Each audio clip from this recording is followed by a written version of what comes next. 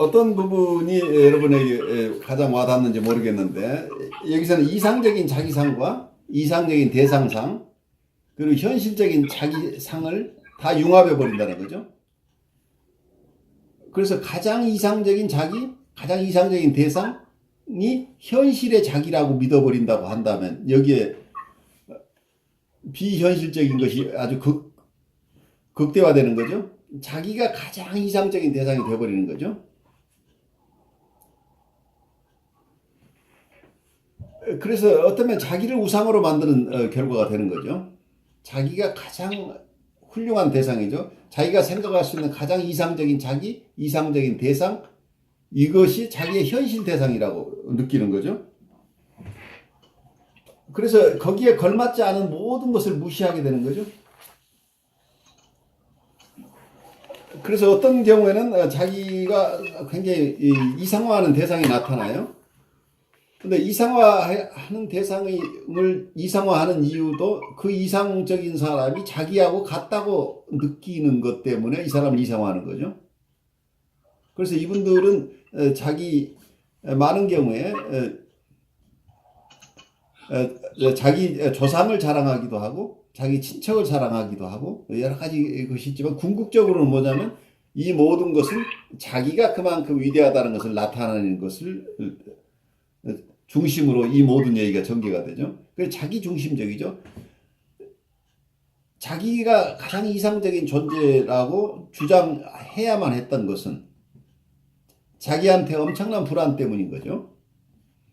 그래서 이게 방어 수단으로서 이게 발달한다는 것을 우리가 이해하면 이분들이 얼마나 정서적으로는 어려운 상황 속에서 살아내기 위한 방식으로 이런 성격 구조를 형성하게 됐다는 걸 이해하게 되는 거죠. 그래서 어쩌면 굉장히 여기 드러나고 있는 것처럼 부모님들이 아주 잘해주고 있는 것 같지만 거기에는 정서적으로 공감하지 못하는 차가운 양육자 상이 숨겨져 있다는 얘기죠.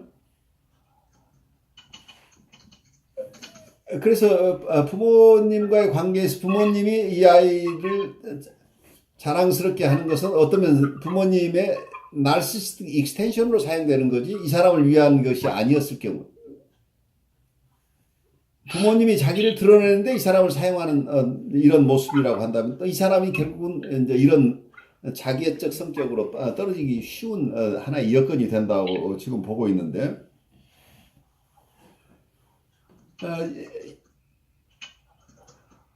여러분들이 자기 스스로의 트루 셀프를 사는 분들이 아니죠. 결국은 거짓 자기를 가지고 계속 살아내는 분들이기 때문에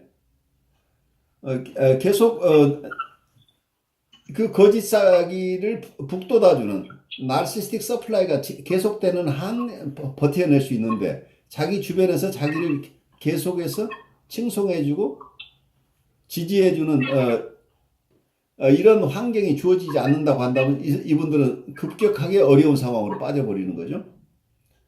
그래서 끊임없이 그런 자기애적인 서플라이가 공급되는 이런 환경을 지속시킨다고 하는 것이 만만치 않은 일인데 그것이 잘 이루어지지 않을 때 이분들은 세상을 살아갈 힘들을 잃어버리는 거죠. 임상에서 이분들을 대하는 건 그래서 그만큼 어렵죠. 본인들이 스스로 가장 훌륭한 사람이라고 자기를 이해하고 있기 때문이죠. 의식적으로. 그래서 자기가 누구의 도움을 받는다는 것 자체를 어려워하고 이분들은 어떤 대상도 대부분 다 비하해버려요. 왜냐하면 자기를 이상화하기 때문에 자기보다 잘난 어떤 대상을 만난다고 하는 것 자체가 자기한테 엄청난 시기심을 불러일으키기 때문에 자기가 시기심을 느낀다는 것은 아까 자존심 상하죠. 자기가 가장 이상적인 사람인데 자기가 누구한테 시기심을 느낀다는 것 자체가 이분에게 견딜 수 없는 일이죠. 그럼 시기심을 느끼지 않기 위해서는 자기보다 더 잘났다고 느껴지는 그 사람들을 전부 비하해서 형편없는 사람으로 만들어내야 자기가 안전해지는 거죠. 그래서 이분들은 좋은 대상을 주위에 갖기가 굉장히 힘든 거죠. 그래서 많은 경우에 드러나는 게 자기애적 성격 장애가 있는 분들은 경우에 따라서는 자기를 가장 잘 도와줬던 분들을 견뎌내지 못하는 경우들이 많아요. 그래서 경우에 따라서는 자기에게 가장 자기를 서포트해주고 도와주었던 사람은 결국은 어떻게 되느냐 하면 자기의 어떤 이상적인 이상적인 자기 상을 깨트릴 수 있는 위험성이 있죠. 그래서 자기의 시기심을 불러일으키는 대상이 될 수 있기 때문에 이 자기에게를 도와준 이 대상마저도 비하해야 되는 비극적인 상황이 되는 거죠. 그래서 이분들은 자기를 도와준 사람과의 관계를 지속하기 어려운 구조가 이 속에 숨겨져 있어요. 그래서 자기에게 시기를 불러일으킬 만한 요소를 가진 사람들하고는 관계를 다 단절해버리는 가능성이 높은 거죠. 그래서 어쩌면 가장 가깝게 자기하고 지내야 될 그 대상들을 마저 수용해내지 못하는 이런 심리적인 역동 속에 이분들이 있기 때문에 정서적으로 풍요롭게 사람들과 관계를 맺을 능력이